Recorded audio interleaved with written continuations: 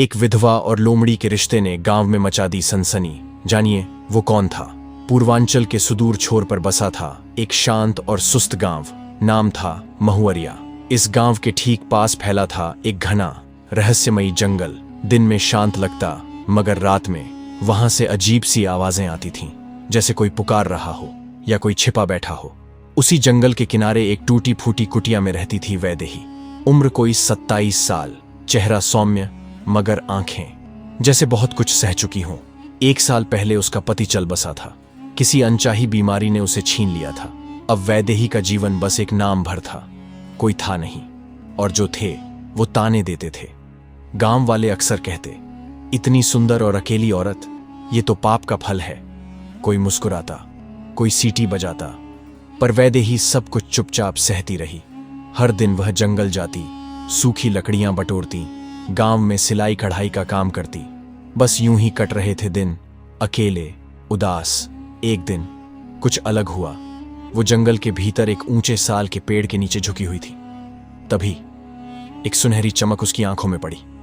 जब ऊपर देखा तो एक लोमड़ी थी, सुनहरी रंग की, नीली आंखों वाली और बेहद शांत। वो लोमड़ी उसकी ओर आई और सामने बैठ गई। वैदेही पहले डर गई, पर वो लोमड़ी बस उसे देख रही थी, बिल्कुल स्थिर। उसकी आंखों में एक अजीब सा सुकून था। वैदेही ने कांपती आवाज में पूछा, कौन है तू? लोमड़ी ने बस हल्का सा सिर झुकाया, मानो समझ रही हो उसकी हर बात। वो मुस्कुराई और अपने लकड़ी बांधने के काम में लग गई। लोमड़ी वहीं बैठी रही, फिर धीरे से आई और अपने दांतों में एक लकड़ी उठा ली, जैसे मदद करना चाह रही हो। उस दिन के बाद रोज वो लोमड़ी मिलने आती। कभी जंगल से कोई जड़ी बूटी लाती, कभी कुटिया के सामने बैठी रहती, कभी वैदेही की गोद में सिर रख देती। वैदेही को अब अकेलापन नहीं लगता था। धीरे धीरे दोनों के बीच एक अटूट रिश्ता बन गया। एक रात चांदनी में वैदेही झोपड़ी के बाहर बैठी थी। लोमड़ी सामने पेड़ की डाल पर बैठी थी। वैदेही ने कहा, तू रहोगी ना हमेशा मेरे साथ? लोमड़ी फुर्ती से नीचे कूदी और उसके पास आकर बैठ गई। वैदेही ने पहली बार उसे गले से लगाया और मुस्कुराई।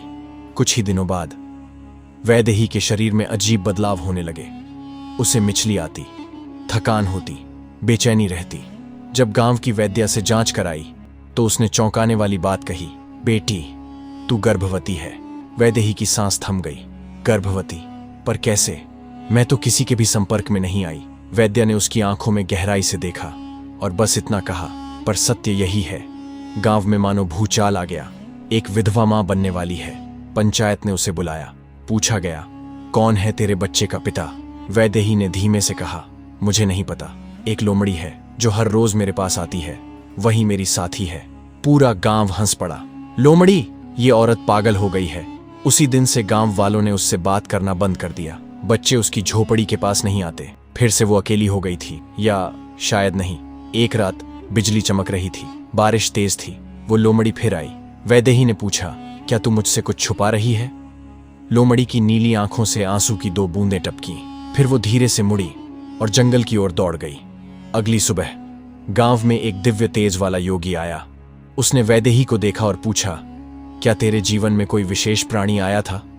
वैदेही ने धीमे से जवाब दिया, एक सुनहरी लोमड़ी जिसकी आंखें नीली थीं। योगी की आंखें चमक उठीं। वो कोई साधारण प्राणी नहीं था, वो था अग्नितेश, एक श्रापित देवपुत्र। उसे श्राप था, जब तक वह सच्चा प्रेम न पाए उसे पशु रूप में रहना होगा। उसने तुझसे प्रेम किया और उसका श्राप टूट गया। तेरे गर्भ में जो पल रहा है वह साधारण नहीं, वह प्रकाश और अंधकार की संतान है। पर ध्यान रखना, अंधकार जाग चुका है। उसी रात एक छायामय आकृति झोपड़ी के सामने आई। कहा, तेरे गर्भ की संतान मेरा शत्रु है, मैं उसे जन्म नहीं लेने दूंगा। पर तभी जंगल में तेज गर्जना हुई। सुनहरी लोमड़ी फिर लौटी थी, मगर इस बार उसकी आंखों में तेज था। उसने छलांग मारी और उस छाया से युद्ध शुरू हो गया। जंगल प्रकाश से भर उठा। आखिरकार वो छाया जलकर राख बन गई। लोमड़ी फिर वैदेही के पास आई और प्रकाश में बदल गई। एक दिव्य युवक खड़ा था सामने। मैं अग्नितेश हूं, तेरा प्रेम ही मेरा मोक्ष बना, पर अब तुझे इस संतान की रक्षा करनी होगी। मैं फिर लौटूंगा जब तुझे मेरी सबसे ज्यादा जरूरत होगी। और वो प्रकाश बनकर विलीन हो गया। समय बीता। गर्भवती वैदेही अब पूर्ण प्रसव की स्थिति में थी। एक रात वही छाया फिर लौटी, पहले से भी अधिक घातक। आज मैं उस संतान को समाप्त कर दूंगा। लेकिन उसी समय आकाश में बिजली चमकी, लोमड़ी फिर लौटी और सीधे उस छाया पर टूट पड़ी। गर्जना हुई, प्रकाश फैला और छाया दोबारा राख हो गई। वैदेही पीड़ा से कराह उठी, वो जमीन पर बैठ गई। लोमड़ी ने उसके सिर पर अपना पंजा रखा। कुछ देर बाद एक दिव्य बालक जन्मा। उसकी आंखें नीली थीं, शरीर से स्वर्ण प्रकाश निकल रहा था। लोमड़ी ने कहा, यह संतान अंधकार और प्रकाश के बीच का संतुलन है, इसकी रक्षा तेरा धर्म है। वैदेही ने बालक को उठाया और आंखों में चमक के साथ कहा, मैं इसकी मां हूं, पर इसका भविष्य पूरी सृष्टि का होगा। लोमड़ी ने एक बार उसे प्रेम से देखा और फिर आकाश की ओर उड़ गई, जहां से वह आई थी। अब वैदेही अकेली नहीं थी, वो एक रक्षक की जननी थी, जिसे धरती ने खुद चुना था। गांव वाले जो कभी उसे तिरस्कृत करते थे, अब उसे देवी कहते थे। मगर वैदेही जानती थी, असली युद्ध अभी बाकी है और वो फिर लौट सकता है, कभी भी। तो मेरे प्यारे दर्शकों, कैसी लगी ये कहानी हमें कमेंट में जरूर बताइए। और डीके गुरु चैनल पर नए हैं तो अभी चैनल को सब्सक्राइब करें। मिलते हैं नेक्स्ट वीडियो में। तब तक के लिए स्क्रीन पर दिए गए वीडियो पर क्लिक करके देख सकते हैं, शायद अगली कहानी आपकी सोच से कहीं ज्यादा रहस्यमयी हो।